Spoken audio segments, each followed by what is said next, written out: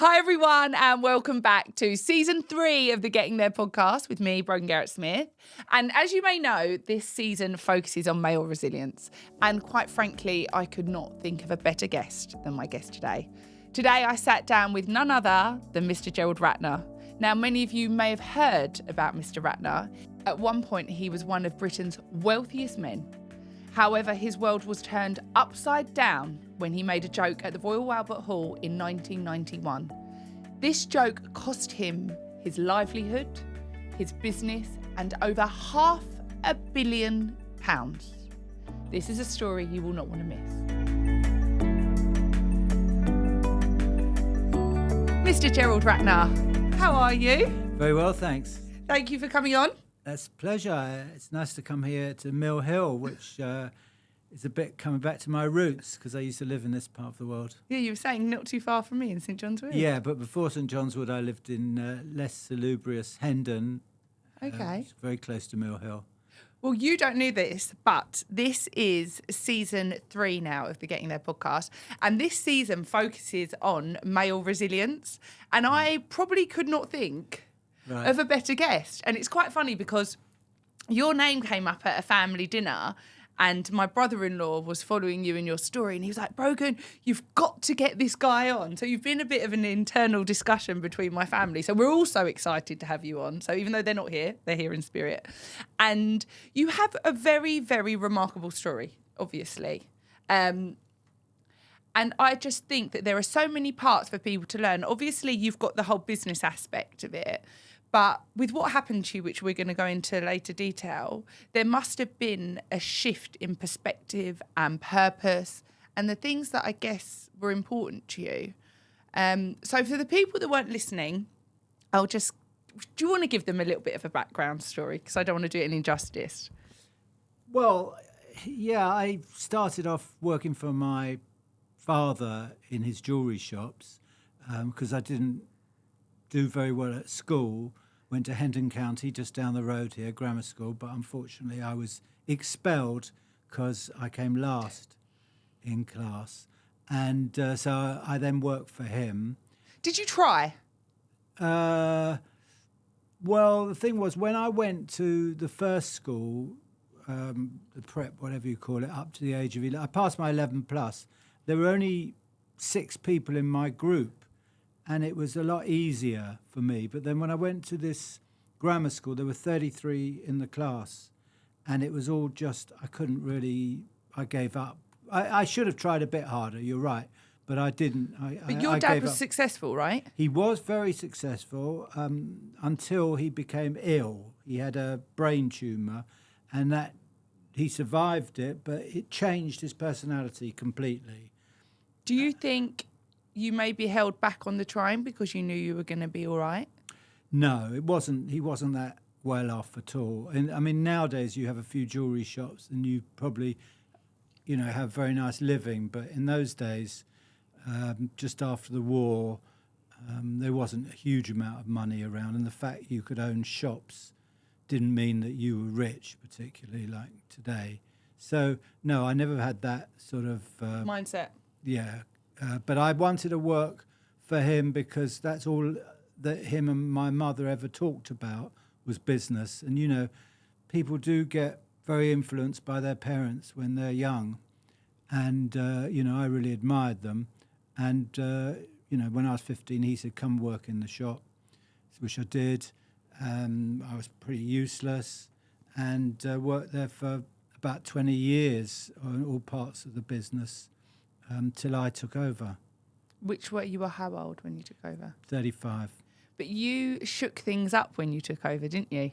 Yes, because we were losing money. He was very successful, as you say, but then when he was ill, the business suffered because he lost his way and he was the figurehead and he was making the wrong decisions. And I clearly felt the business was going nowhere and took over.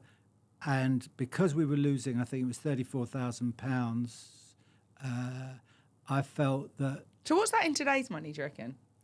It's not a lot even today. I mean, it's a few £100,000 loss. But you're still losing. We're losing money. That's the point. If you're losing money, you can't go on indefinitely. And there was no sign of him turning it round because in those days, it was the mid 80s, and the jewellers were very posh and expensive, and they were actually a bit of an anachronism because the demographics was such that it was the young people, not like today where the old people have got a lot of cash. Yeah. It was the young people, the 16, 24, who had disposable income.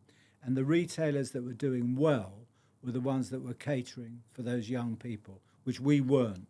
There was, in fact, what I would call a threshold barrier in the shops where young people didn't want to come to a jeweller's because they perceived it as a very expensive province of the rich. So I changed all that and made it accessible, affordable. We played pop music. We sold cheaper earrings and chains, and we got rid of the doors, and it was very, very successful. But with you being young and obviously having not too of a dissimilar mindset, you kind of were catering for a client like yourself, correct? Exactly. So when you decided to come in and shake things up, had you been watching, obviously you're watching the business, and was that like a conscious decision? Did you go in and be like, right, we're going to shift everything up one day, or did you just implement small gradual changes and see how the reaction was? I was getting more and more fed up about how badly we were doing. And, I would have been very happy if we were doing well to just sit there working for my father. But because I could see all the decisions were made wrong decisions, it was brewing up. And I was looking for a way of turning it round. How could we change our strategy to change our fortunes? And I saw that the few jewellers, they weren't the big names, but I was sort of well aware of the competition, and knew them. And I could see that there were one or two that were doing very well because they were offering much more fashionable product and much lower prices and much more aggressive in their marketing. They were very much what the other jewellers turned their noses up at as being, if you like, a discount jeweller or cheap and cheerful, where then, the traditional jeweller felt the way to be successful was to look like a bank and be very prestigious. But that was actually the worst thing for taking money in those days, being very posh.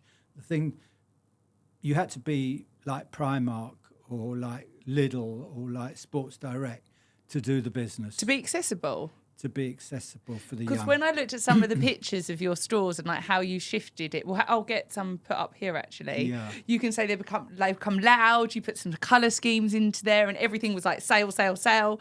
Did it constantly have that kind of marketing around it? Absolutely. I mean, you could hardly see the product. We plastered the window with posters. Last day of sale, 50% off, sandwich boards outside, offers. And everybody said, well, you've ruined this business. And I said, well, that's why we're doing so well. Because nowadays you see lots of sales going on, lots of promotions. But in those days, we were one of the pioneers of that. And especially in a jeweller's, which was sacred, you didn't do that sort of thing in a jewellery shop. So we really were disrupting. I was just going to use that word. You really went and disrupted the market. Yeah. And then how long, when you started implementing all these changes, did you see a shift in, well, obviously your income probably as well? Yeah, no, in retail, that's the beauty of it. If you start changing the product and your marketing, you get instant results. If you change the product in a shop on a Wednesday, you've already got crowds on the Saturday if you've got the right product. It's very quick, especially if you're in very good locations, which we were in, where you've got crowds walking. It's no good doing all that if you're around in a secondary position, but if you're in prime sites... A lot of footfall. Footfall, exactly. And you shout loudly and you've got something exciting to say, then you get the public. And very quickly we were turning that 34,000 into... 34,000 loss that first year into a £2 million profit. And we were putting on big sales increases. That's a lot of money, especially now. But I mean, even back then. God, that was Well, long. we ended up actually making 125 million pound profit. We took it to 125 million. By 1991, we were making 125 million pound profit, which actually, in today's terms, is almost $1 billion profit, which for a retailer is, I don't Unimaginable. know. It is, because they are not. We were taking more money per square foot than any other retailer in Europe. Was your dad able there to see the success? Yeah, he still had shares. He made a lot of money on the shares because when he left, the shares were 30p and they went to £4.20. So he was, even though he was a bit unhappy that I'd taken him out of the business, he was very happy that he was making so much money. Yeah, I bet he could really Yeah. put his feet up. And when you say he was poorly, he was still there like mentally, so he was able to observe all of the success that you'd done. Yeah, absolutely. But he was just very well at the beginning. I mean, as it happens, he then became completely out of it, and he really didn't know what was going on. But in the early years, he could see that what was the success of the business, and it was like a little bit of a bittersweet pill for him because he was quite egotistical. And This is what I wanted to ask you. So when all these changes are happening and he's almost took his foot off the pedal, was he praising for you this and encouraging it, or what kind of dynamic was that going on no, then? in fairness to him, he was very positive about it because of the fact that we always looked upon H. Samuel as they were the biggest jewellers, and he was really tickled pink when I took over H. Samuel. Can you just tell us a little bit more about that? Because that must have been at like one of the pinnacles of your success. Yeah, well, we were doing really well and hitting H. Samuel because they were still doing what we were doing before, which was being expensive. And they actually owned over 50% of the shares, the family, so nobody could really take them over, even though they were underperforming. And there were a lot of companies that wanted to buy H. Samuel because of the fact they had such good property portfolio. In fact, they owned, out of their 450 shops, I think about 170 of them, they actually owned the freehold. So it was a big property play, and there were people like British Land trying to buy them, but nobody succeeded because the board had over 50% of the shares. Yeah. But we were hitting them, and even though they had a majority stake, they were still under pressure from the city, who were saying that look, Ratners are taking more money than you are. We don't like your management and all that sort of stuff. So he was getting a bit fed up with that. And when I went to see him and I said, well, look, the solution is the merger. You'll be the chairman, I'll be the chief executive, and we can solve this problem. And, I'll collaborate. And he didn't even buy that one at first, but eventually he did. But I always had a plan that I was going to get rid of him because of the fact that he was absolutely useless. So I wanted to fire him. He agreed the terms. It was going to be called H. Samuel Ratner. He was the chairman, I was chief executive. Agreed all the terms and everything. And then I was going to fire him on day one. But Jesus. yeah, it wasn't. It wasn't. But did you have authority to? Obviously, I'm assuming you did, but it sounded like you were partners. So what made you able to sack him before he was thinking of sacking you? Because when we did the merger, I made sure that I had one more director than he did. So he brought on 2, and I brought on 3. Do you reckon he saw that coming? Not really, because I was quite good at sort of being Manipulating nice. it. Yeah, I was, to be honest with you. So although, as we'll come to later, everything comes around, goes around. But I then decided to fire him, but I was advised by my barrister that if I did that, he could undo the whole deal and say that I tricked him into it. So I said, well, what's the solution? He said, just work with him for 3 months and then say the relationship doesn't work, and then you'll be able to get rid of him. You'll pay him off. It'll cost you a lot of money, but you can pay him off. And so we did that, and they also owned Watch of Switzerland, H. Samuel. So it was a wonderful vehicle for us to inject our marketing and our product into, because even though Ratner's was quite well known, it was nothing compared to H. Samuel, and their quality of their staff, their locations, their brand being in jewellery, there's no branding in the product, so it's the brand on the fascia is the most important thing. And H. Samuel had a wonderful 100-year reputation. Yeah, a lot of longevity in this. Exactly, and trusted. So when we put our product into H. Samuel, it did even better than we were doing in Ratner's, and we turned their £4 million profit into a £60 million profit within a year. Jesus. Yeah, and we were actually the best performing share on the stock market in 1986. And what was life like for you at that time? Well, I couldn't believe it, really, because I'd spent 20 years working in this business that was going nowhere under my father, being pushed around because he was quite a domineering character, and I felt quite, second rate, to be honest with you. And were you always looking for his validation? Yeah, absolutely, because he was like God to me, but then I could see that whatever the expression is, the crown had slipped because after he was ill, sadly, he was making the most ridiculous decisions. He was so caring before them. Do you think people underestimated you as the child of a high achiever, and they thought you'd be incapable, because you were just his son until you proved them wrong? I think there is a bit of that when you're working for your father.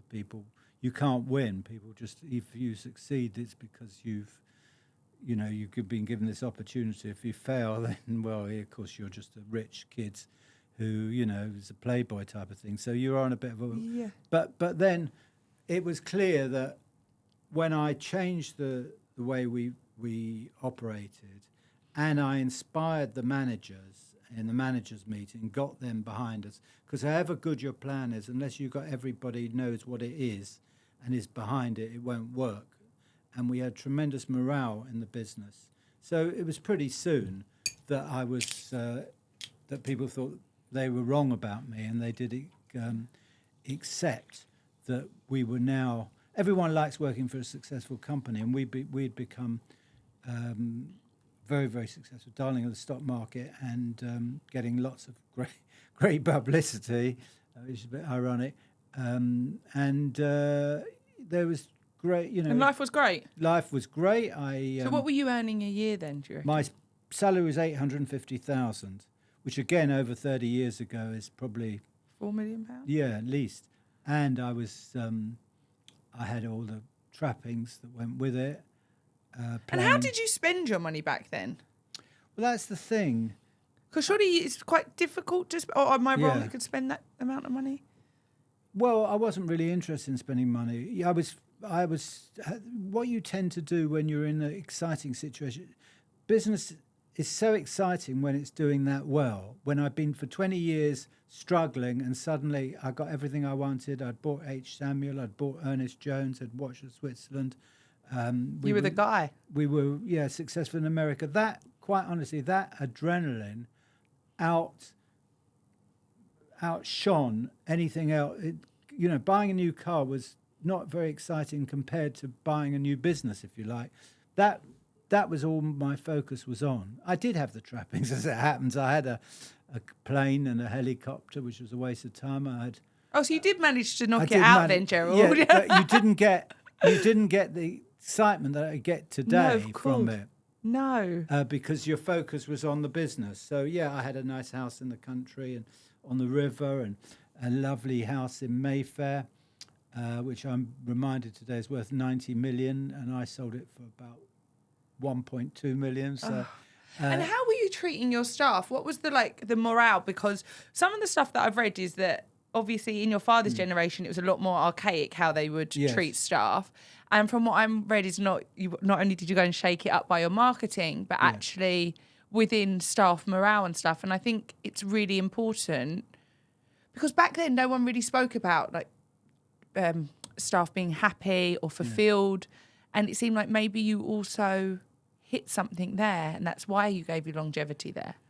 Yeah, and I'm still friendly with them on Facebook and stuff like that. And even though, a disaster occurred, which we'll come to no doubt, I still have a very good relationship with the staff, and there isn't any hostility over that because of the fact we had a fantastic understanding, and I'm just sort of down to earth. I used to visit the shops, and they used to tell me, their problems and stuff like that, and I was very accessible. I didn't live in this ivory tower, and we always got on extremely well, and it is very important. I mean, some companies, that say, well, they're saying the customer's always right or customer comes first. They don't agree with. They actually think the staff come first, and then everything else will work out as well. And it is a fact that companies like Marks and Spencer's built their business on looking after their staff, treating their staff extremely well. And my father, I learned a lot from my father about that, because he had this scheme where he helped managers buy their own home, lend them the deposit and all that sort of stuff.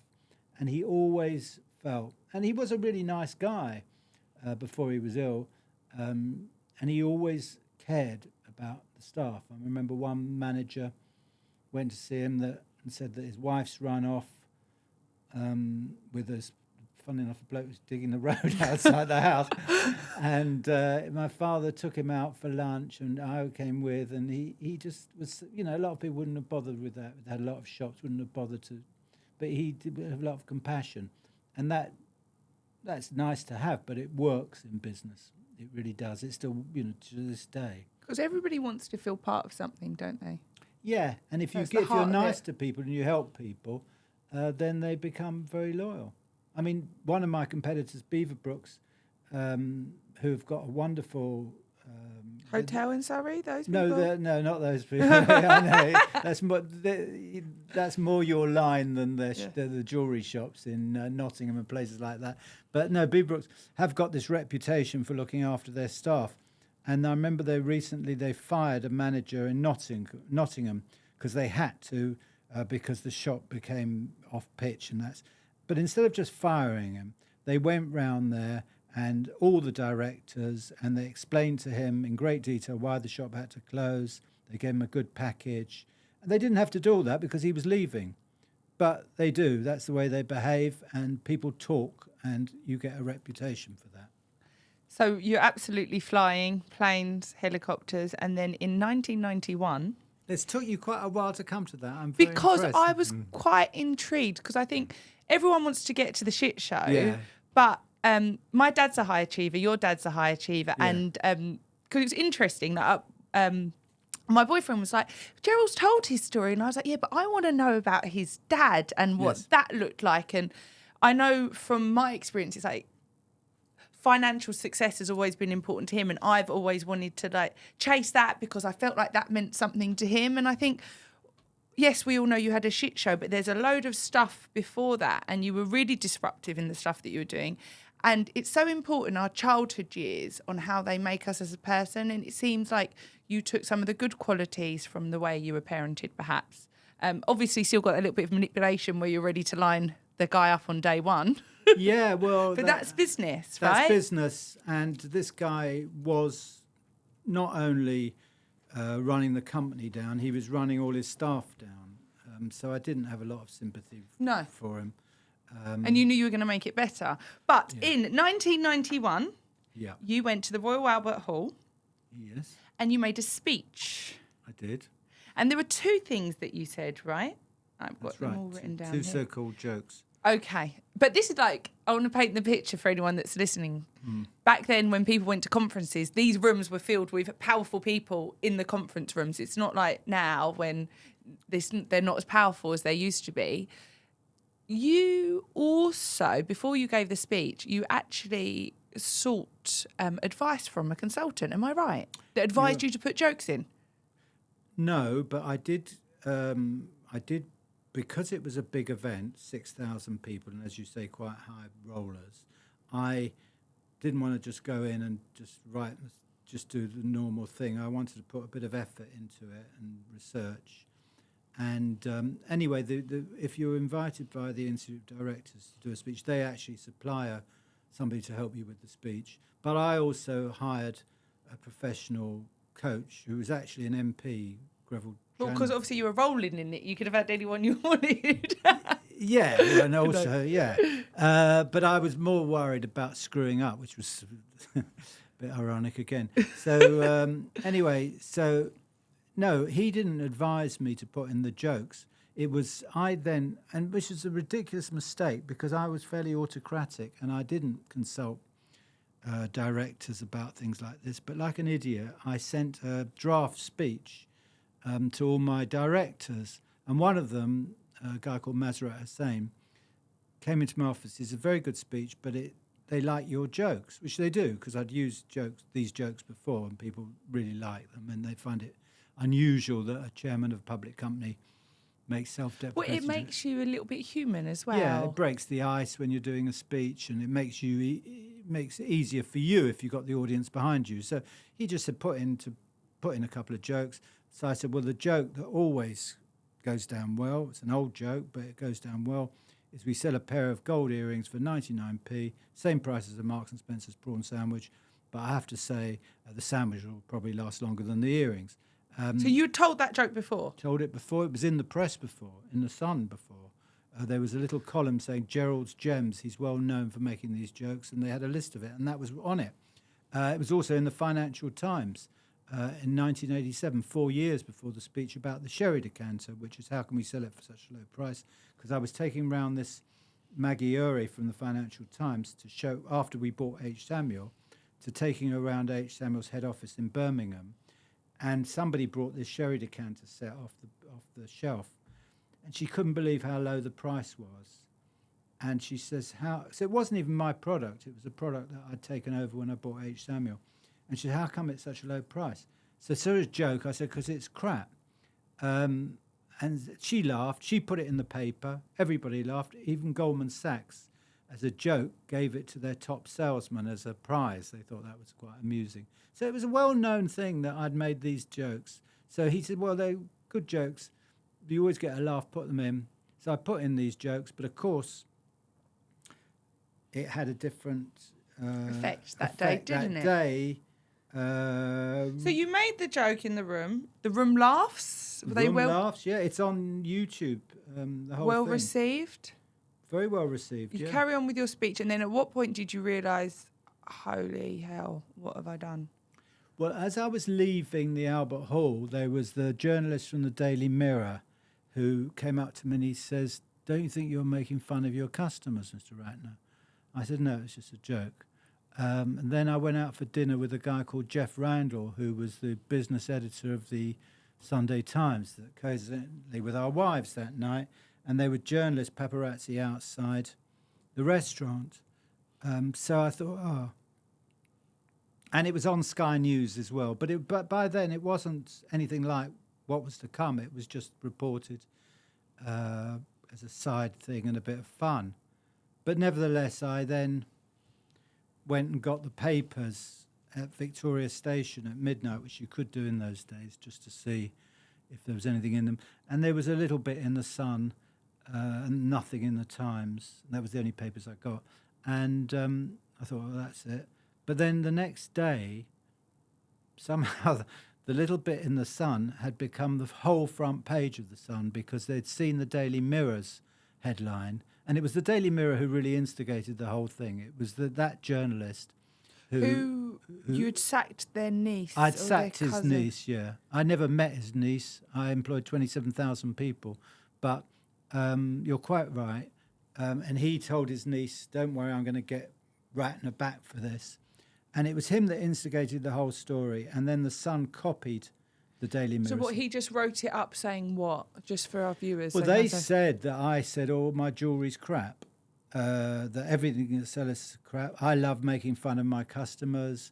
All this contempt nonsense, which is completely bollocks, because all I said was that we sell a sherry decanter that was great. It's supposedly a joke. I accept, and I'm not blaming anybody but myself, I accept it was a stupid thing to say, but the disingenuousness of the Daily Mirror was, and that's what they do. And if you read that, it really looked really unpleasant. And that's what in those days. So did you think it would just go away when you first read that? Yeah, I even thought, okay, this is something that everyone has, a bit of bad publicity.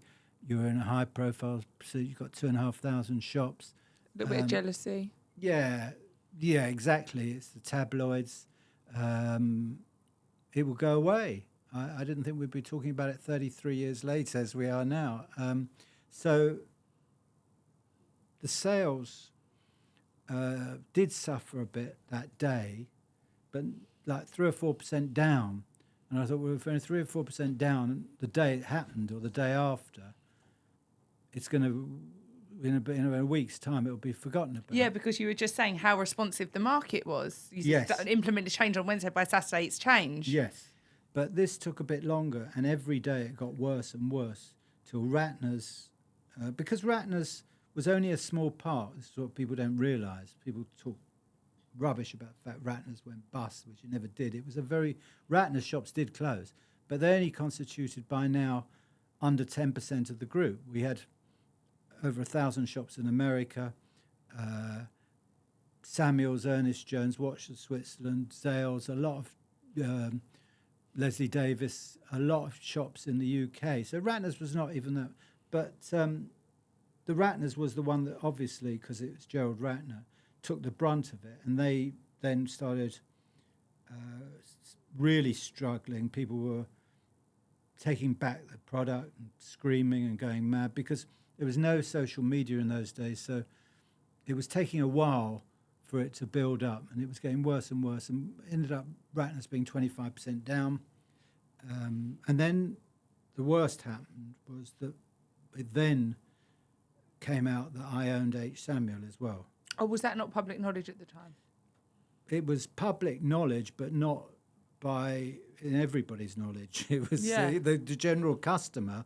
No, you're right. The general customer walking down Oxford Street didn't know that I owned Samuel's and Ratner's. Just like perhaps they don't know that Rupert Murdoch owns the Times and the Sun. It was a separate.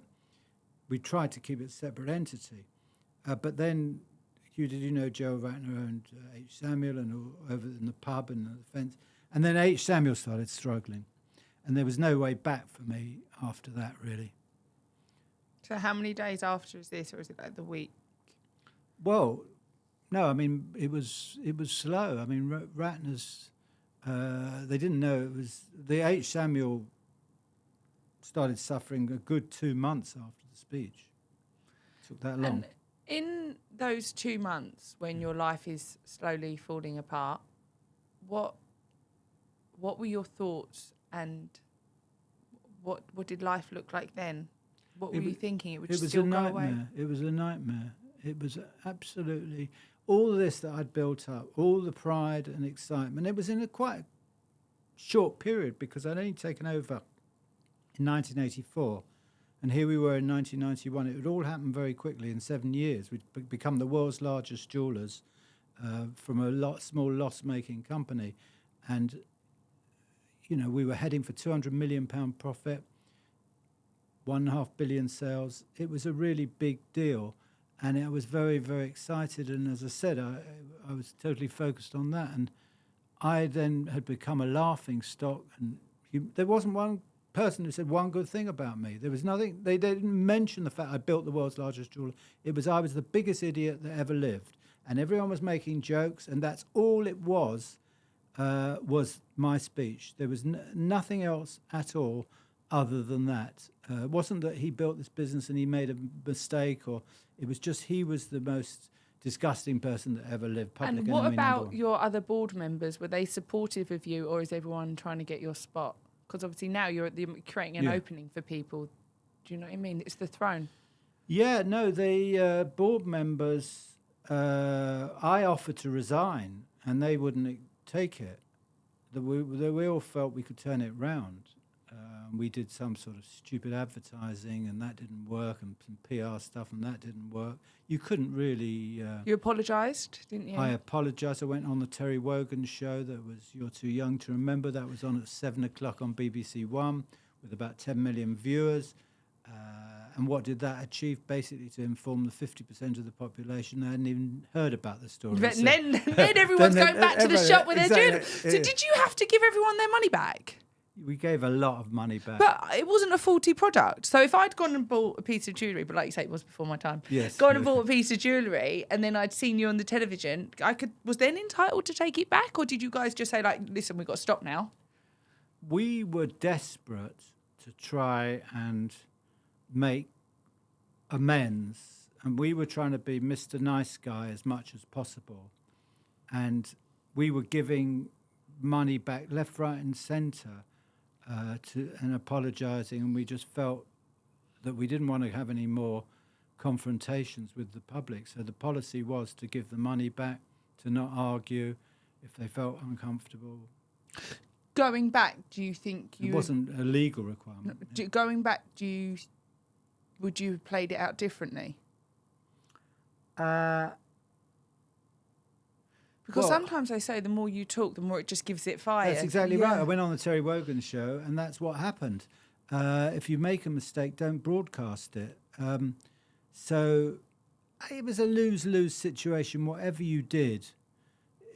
But I wonder if you'd gone back with the authenticity that was you and your humbleness and just said, I made a joke, the jewellery's great. Like, do you know what I mean? Then just like cut it. I wonder if... But no, by now, with the Sun doing it, and they didn't just do it the day after, they carried on with it. I mean, about a week after the speech, they did another thing with a picture of my house, which was in Bray on the river, and the headline was "The House That Crap Built." And they went on and on and on.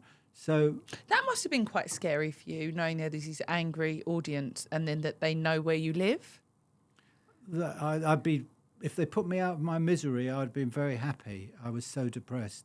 That wasn't my worry. My worry was that my business was falling apart, and it didn't worry me about the fact that I was in any danger, although, you know, people said they would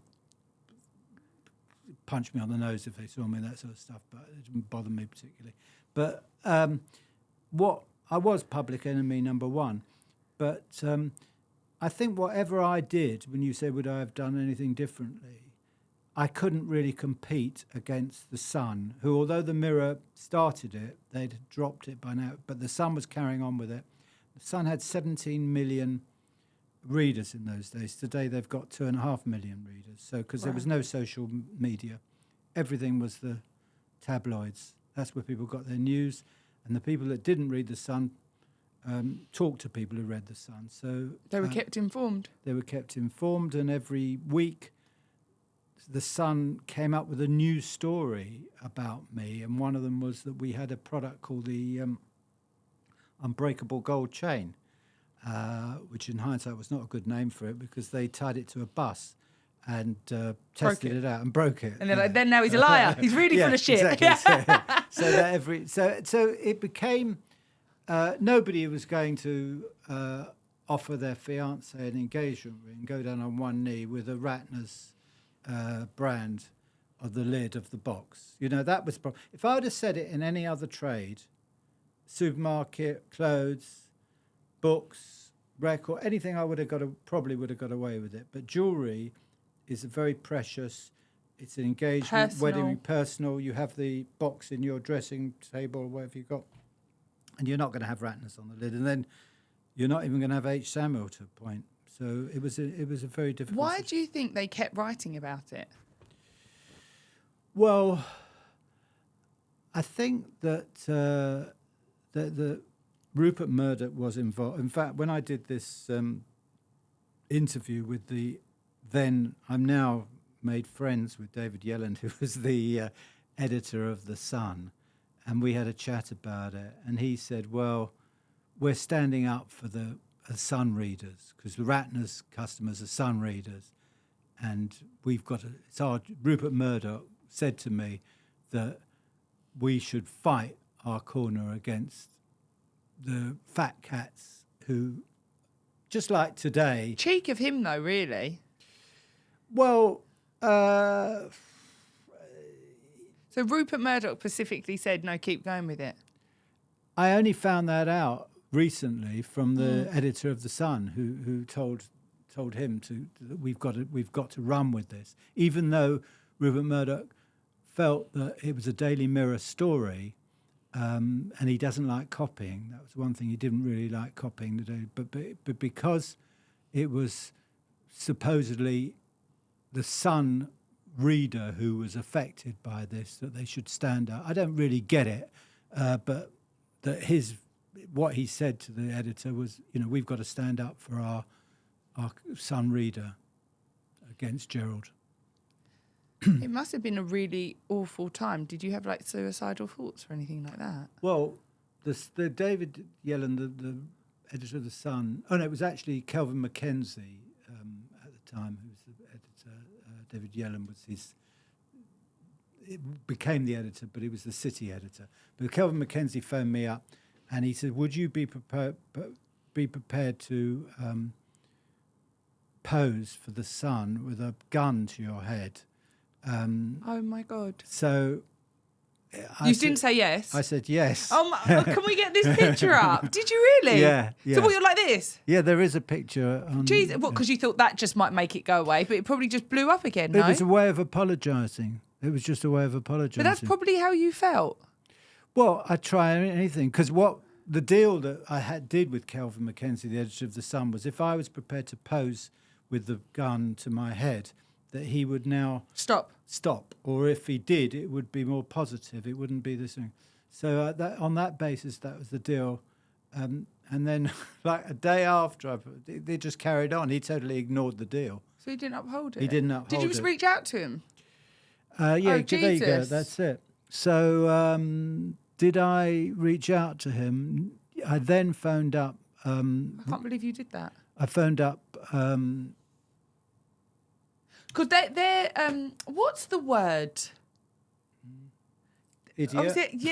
But what they're doing to you, they're like puppeteering you. Like, it's all about control. Oh, yeah. It's all about the control side. Yeah, we're speaking up for everyone. We are here the savior. I am. So although this is about you, they're saying, look at the power we have with these powerful to control powerful people. There is a bit of truth in that, I guess. You wouldn't be allowed to do this now. Like the things that happened to you. Yeah. I don't believe that would be allowed to happen now, because, I mean, we've seen on obviously like how many celebrities we've lost through like bad press and tabloids, and like even like Caroline and people like that. That was terrible. That was the police's fault. Well, hounding people. They wouldn't be able to put your house in there. No. So to go through that kind of severe, like your mental health must have been suffered so much, and like we use those words so commonly now. Oh, my mental health. Oh, this, like we're talking about situations that you went through when that was a real. I can't imagine what that must feel like. The whole world is coming down you in every piece of your life. You're just scrambling to save, and that's a real episode of not what everyone says today. Like, oh, I've got anxiety. Like that would have been full blown anxiety. Like I say, put you in a really bad space.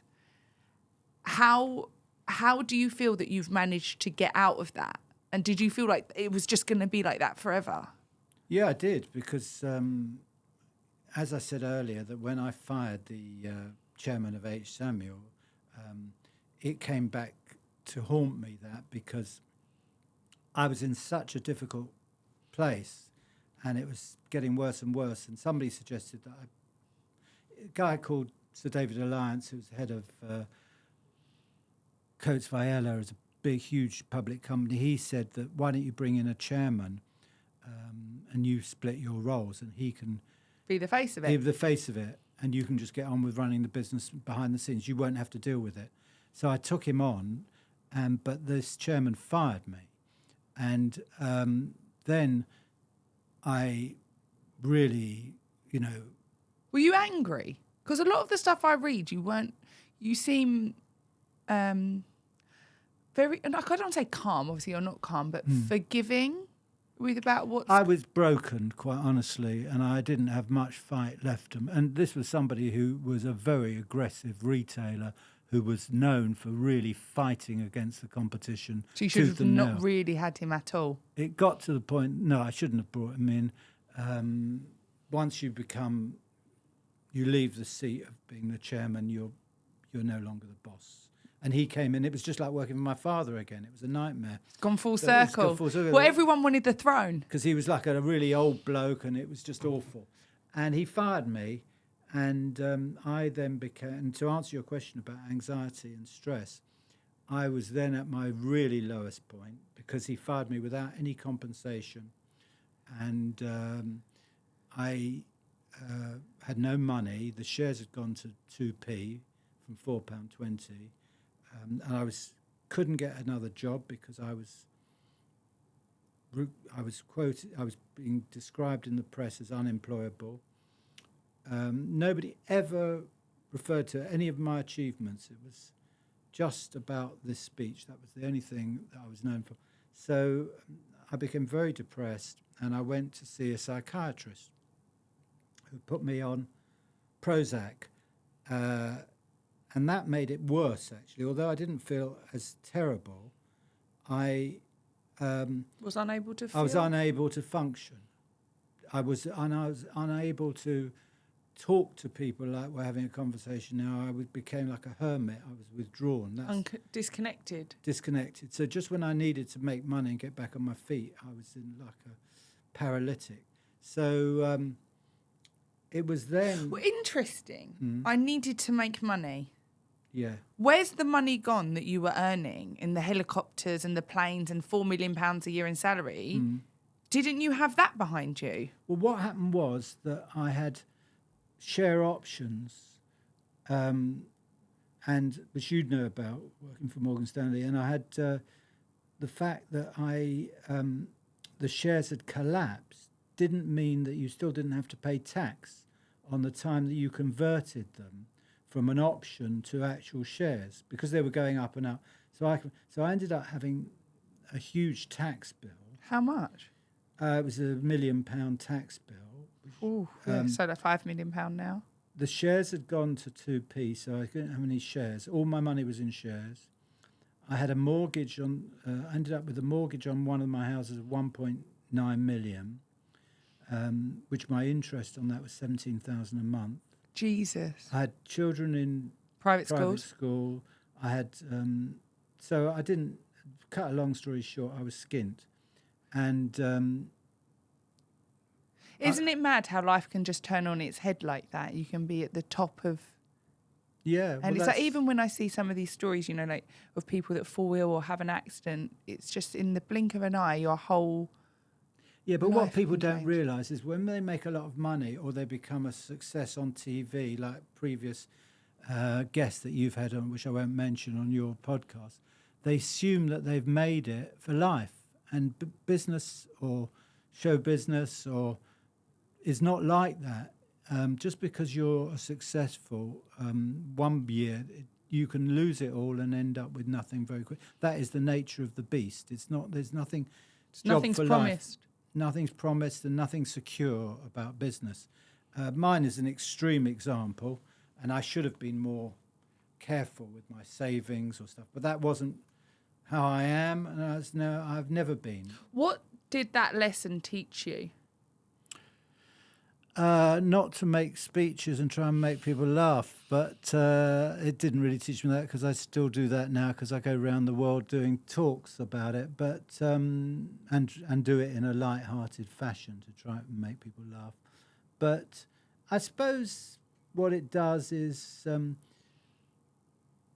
you know, I should have really enjoyed the success a bit more and sort of smelt the flowers, if you like, rather than striving on the whole time. And well, it takes us back to the getting there, doesn't it? If I just take on Watches of Switzerland, if I just get H.M. Samuel, yes, and it's this whole illusion, and this is what the podcast about. It's like, oh, we just got to get there in these things.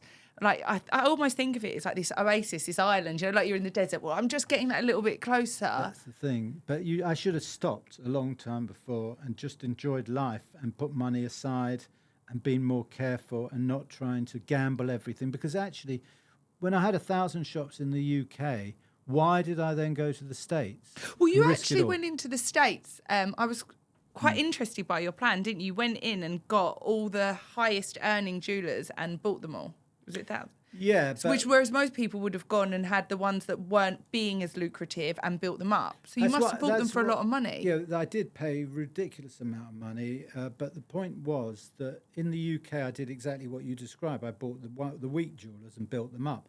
But in America, I didn't know anything about them. The mistake that everyone makes about America is that they assume that what they can do in the UK they can do in America, which is the truth is exactly the opposite. Just because they speak the same language, they're so different, and everybody who's tried to transfer a formula across the US has failed. So I bought the success because I couldn't bring the success to America. I didn't know what to do, and it was absolutely different to the way we operated in the UK, and that's why it was successful. But I did pay through the nose. But what I'm saying is I didn't really need to go there at all. Why go there? I had enough money. I had enough success. Why risk everything? But it sounds like you like risk. It sounds like you like the chase. That's the secret of life: is risk, is excitement. This is why when I was instead of you asked why I didn't do well at school. One of the reasons was I was in the betting shop half the time because I like gambling, and it was very exciting to back a horse. There was So how do you meet that need now, knowing what you know now? Now I'm a really boring, dull, non-risk taking. Couple of bets now and again because we had. No, I won't even have a bet. I won't even have a bet now. Were you betting when you were at your? Did you gamble? I was a mad gambler. I loved gambling. I loved losing. I loved the excitement of it. But it never affected your lifestyle, or you'd ever let it get in. Oh no. But I don't gamble now. It's just like I'm like a. Do you think you're just traumatized from what's happened? Yeah, I think that I'm terrified of losing everything again. I don't want to go through that again because although I got back on my feet, it took me 7 years of misery. There's a 7-year cycle, though, isn't there? Yeah, it's according to the Bible. Yeah, well, it is, though. Do you know every single cell in your body is completely replenished in 7 years? But you then followed your passion, didn't you? Because you're quite into cycling, you're an avid cycler, and then you opened a health club. Yeah. Which I believe you sold, was it for £4 million? Yeah, I sold. Why did you sell it? Well, it was a mistake selling it because I was about to open my second one, and that second one today is worth a hell of a lot more than 4 million. They've got about 7,000 members in Beaconsfield. But I couldn't resist the cash because I'd been skint for 7 years. I hadn't been on holiday. And I had put nothing into it. I'd blagged my way into acquiring it, which was just a book warehouse. And I was actually put it in solicitors' hands with no means of completing on the deal. But I had this scheme of selling membership, saying it was going to be opening in 3 months' time. So I brought in a lot of cash from people who. Did people know it was you or not? Yeah, were you quite mindful to keep your name out of it at this point? Well, that's strange you should say that. The thing about a health club is they're all pretty much the same, and the thing that makes one successful and one not successful is the fact that people know about it. The most important thing opening that health club in Henley-on-Thames is that people in Henley knew a health club was opening. That's the big thing. It was a perfectly nice health club like any other. And because of me, because of my notoriety, everyone knew about it. There was a television program, Trouble at the Top. The press, with the private eye, were writing about it. Everyone knew about it. It was all bad publicity, but everyone knew about it. But everyone sometimes in those situations, they're like, no publicity. Well, any publicity is good publicity. Yeah, well, people always say that on Twitter. All publicity is good publicity, unless you're Gerald Ratner. But in the case of a health club, they saw the health club and they're not giving it as a present, and it's not a personal thing. It's a health club, so they were quite happy to join it. So I realised at that point that I could use my notoriety for some benefit, because it certainly helped in that club, because I put in no money whatsoever, blagged my way into telling people that I'd bought it when I hadn't. Everyone joined up, and then I could get the money for it, sold it for £4 million. How quickly was that then? From 2.5 years. Oh, that's quick. So when somebody offered me £4 million, £4 million when I was totally skint and I had 7 years of nightmare, even though it was a great business to open the second one, it was doing very well, and it had a brand. I took the money because of the fact that I didn't have to pay any tax on it either, because of the fact I'd lost so much on my shares, I could offset my losses. Oh, wonderful. So when put £4 million in ready... Did you think about it? Were you like, I might hold out a bit, or did you just straight away go to, boom, I'm taking it? I wanted to go skiing because I haven't been skiing for 7 years. I just wanted the money. When you've got no money, and I mean no money, and you've had to take your children out of school, and, you know, people look at you like in a certain way, I just wanted that money. And I took it, yeah. And how have your children been through this, or you just touched on them? Well, my daughter, one of my daughters, she was, if you like, people say Jewish princess because she was, you know, she was a bit of a madam and all that sort of stuff. Suddenly had to get a job as a waitress. And she came up to me and she says, can I have your ties? You don't need your ties anymore as you don't go to work. And she took all my ties and sold them for £1 each. And they were like Christian Dior, Hermes, Ralph Lauren, everything, most expensive ties she sold for £1 each. But anyway, she then went to America and she became hugely successful and is now a producer of a lot of Netflix stuff like Sunset, Selling Sunset. Oh, wow. She produces that. She's phenomenal. So maybe that pushed her out of her comfort zone, because when my dad grew up, his parents were quite comfortable and then they lost everything overnight. Yes. And he then started selling milk and newspapers at 7. And he said to have something, he said at one point they were so well off that, you know, if a tyre went on his bike, instead of pumping it up, it would just get a new bike. Yeah, exactly. And to have that level of lifestyle and then lose it is a really painful process, and something can go really make you want it more. Well, there's no question that I think it did her good, because she had to work. She got the work ethic, which she didn't have before. She just felt that she didn't have to. So, there's always a silver lining with everything. It seems like you've been quite good at seeing the silver linings, and you've been very... When I've watched some of the interviews that you've done, it seems that you're in a place where you seem quite understanding and forgiving. You don't seem very angry about what happened to you. Well, firstly, it was my own fault, because I was a bit arrogant and I shouldn't have made those jokes. But also, it wasn't appropriate. There's a lot of malicious from that reporter. There was a lot of lies, which there still is to this day. There's a lot of nastiness. But I'm not a bitter person. Only reason I'm not a bitter person, because if you are a bitter person, the only one that suffers is you.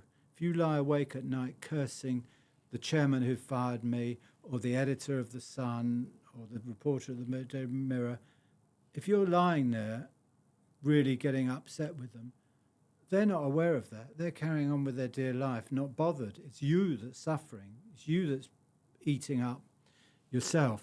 So I haven't got a bad life. I mean, there's in a lot of ways my life is better than it was, even though I don't have anything like the money that I had. I appreciate things much more. So it's not that I'm in a council flat and I'm really a bitter person. I do speeches all around the world, which I enjoy. I laugh about the thing, even though... You want to cry? Even though I want to cry because a lot of people lost their job as well as me. But if you could go back to that guy that picked up the newspapers a week later and realised the snowball effect this was having, and you could just say something, if you could tell yourself something then, what would you have told yourself? I wish I would have been that person a week before. And then No, you can't. No, it's the week after, right. In your lowest ebbs. There was nothing you could do. In hindsight, I might be wrong, but I think that it's just like you were like saying, if you're that person who drove into a bus and got brain damage, what would you do? It was too late. No, but what would you tell him? Would you like? Because you must have been in such a bad state that everything was going to be okay. There must have been. I would just have to. There was nothing I could do with it. I was fucked. I'd lost everything. I'd made the most terrible mistake in a huge stage on television at the Albert Hall. Looking back, people say, well, could you have done this? Could you have done that? I don't think anything that I would have done would have made any difference. And people say, well, if there was social media, would that have made any difference? Not really, because it was just a different way of... And what about success? Success, what would success have meant to you then, and how have you reframed it now? Well, I don't... Look, whatever anybody like to say to you, and they all try and be... You listen to these podcasts, and they're all so wonderful and humble and this and that, and they don't care about the money. But none of that's true. It's an ego thing. People are successful. People look up to you. Gives you... A lot of people don't have a self-esteem, especially very successful people. And it gives you self-esteem. It gives you the confidence to walk into a room. You're successful. People buzz around you. Women like you. It's a fact. And ego plays a very big part of that. Now, that was very important to me, all of those things. I loved all that. I don't anymore now. So what does a successful life mean to you now? What does success mean to you now? Now it's totally different. Now it's totally different, you see. Because I'm 74 and happily married for 35 years. My important thing is my dog, my children, my wife. Actually, I got that in the wrong order, but anyway. We'll edit that. Yeah, thanks. Or you might not have a wife. It's keeping a roof above your head. It's going for a nice walk. It's going for a cycle. So you're going to slow down soon? Well, I don't really want to slow down because I really do find that when I'm slowing down, I become depressed. And when I'm speeding up, I become excited happy. Again. Yeah, excited again. So like coming here, I'd rather do that than sort of doing nothing. And so I do. I've got I've got this group called Gerald at Friends, where I'm I should think of the bloody word as what I'm doing. Was mentoring them. Thanks. Yeah. And I'm also doing a lot of talking around stuff. So what would I feel that my generation and everything at the moment, everyone just wants to be an entrepreneur. Everyone wants to be their own boss. Everyone wants to have their own business. The world's full of opportunities. Well, do you think everyone can be an entrepreneur? I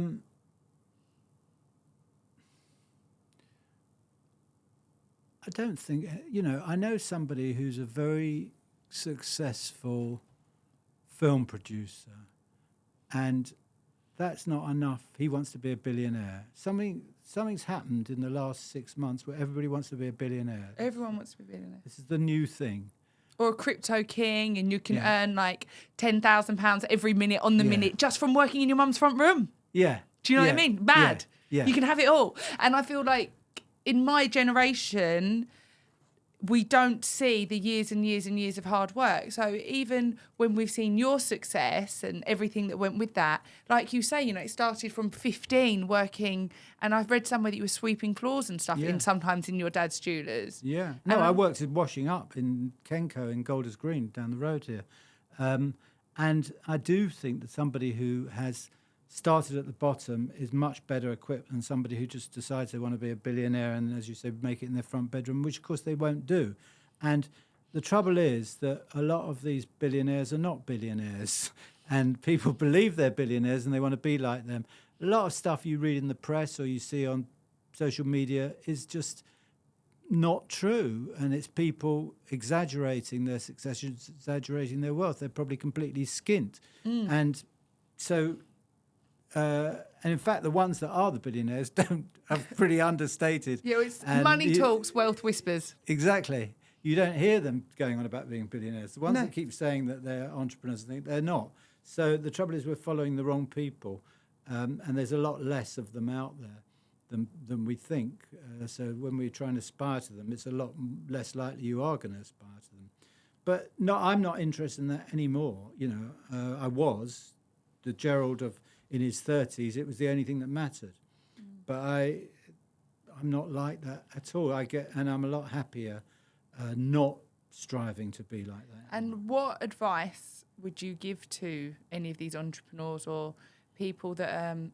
I suppose one of the questions, because you really did shift a lot internally at Ratner's, is there anyone who's starting a company or is in a space of mentorship, leadership within a company? What advice would you give to them to give them longevity? Well, as you say, it's a long, hard slog, and it isn't something that you're just going to wake up overnight and hit on something that's going to make you a billionaire. You wake up after 20 years of doing detailed, dull things, getting the business right, and suddenly you're a big success, and that's how it works. It's not like winning the lottery. So play the long game, I would say. If you do it better than anybody else, or as well, then you are going to be successful. And that's one final question, Mr. Gerald Ratner. How would you like to be remembered? Well, it's not how I would like to be remembered. I will be remembered. No, how you would It'll like be on my gravestone that I'm the one that called my jewellery crap, which I never did. No, by your friends and family and the people that know you, how would you like to be remembered? Well, how I am. I like the truth. And unfortunately, there's so many lies about me, and so many things are said that are complete on Twitter every day. But, and I'm not perfect. I've got a huge lot of faults, but the thing that annoys you is when you're accused of doing things that you haven't done. And I would just like to be remembered for who I am, who's a good father and a good husband and a lousy cyclist who loves cycling. You've got to be remembered as well for your amount of resilience, because not a lot of people would have come out the other side and then have pulled themselves back up. So I think there's a lot that people can learn listening to this. So I just want to say thank you. Thank you for your time. Thank you very much, Brogan. Thank Perfect. you. I enjoyed it immensely.